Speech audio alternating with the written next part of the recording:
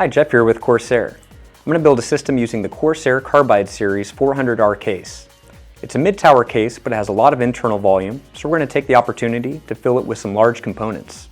The 400R also has superior airflow with the ability to mount up to 10 fans and a top-mounted dual radiator. So we're going to build a system that'll exploit the 400R's cooling flexibility. Our motherboard is an ASUS Maximus IV Extreme with an Intel Socket 1155 CPU. Graphics are provided by an ATI 5970, and for storage, a Western Digital 640GB drive.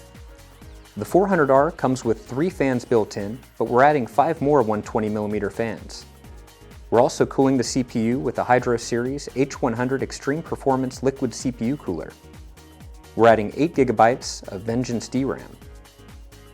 Our boot drive is a 120GB Force Series GT solid-state drive, and we're powering everything with an Enthusiast Series Modular TX850M. The 400R is designed for builders. The thumb screws make it easy to get inside. The thumb screws are captive to the side panel, meaning they don't come out all the way, so you'll never lose them. When installing a motherboard into the case, you'll want to tighten all the screws lightly before doing the final tightening. This keeps uniform pressure on the motherboard and reduces the already unlikely event of the motherboard warping. I'm installing the drives next to give myself more room before I add more components. We're using a Force Series GT solid-state drive with 120GB of unformatted capacity for the boot drive. The Force Series GT is amazingly fast, and if you're on a budget, you might consider one of our Force Series 3 or another one of our SSD models. I'm using the Force GT because its red label goes great with the build's color theme.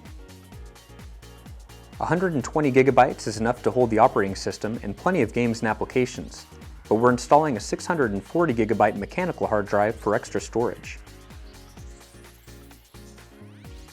As I mentioned earlier, the 400R has excellent ventilation and 10 fan mounting points. I'm going to attach 5 more fans to go along with the 3 that are already installed. Again, you probably won't need this much airflow, but you can if you want to.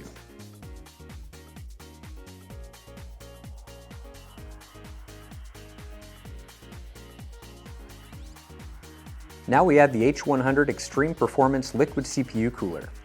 I'm installing this before I add the memory and graphics card to give myself a little extra room to attach the CPU cooling unit.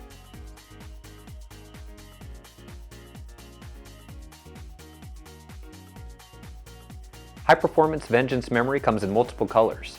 We'll be using the red since it goes well with the red accents of the motherboard.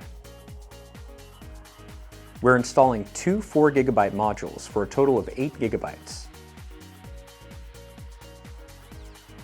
The Carbide Series 400R can take graphics cards of up to 316mm in length, but we'll need to remove one of the fans we installed earlier to allow the extra long ATI 5970 to fit.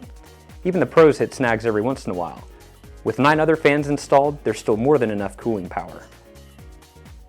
Now I'm installing the power supply. The Enthusiast Series Modular TX850M provides up to 850 watts of continuous power. The Carbide Series 400R, like all Corsair PC cases, has a cable management system that allows you to run cables out of sight. And lastly, I'm installing the SATA cables from the drives to the motherboard and the connectors for the front control panel.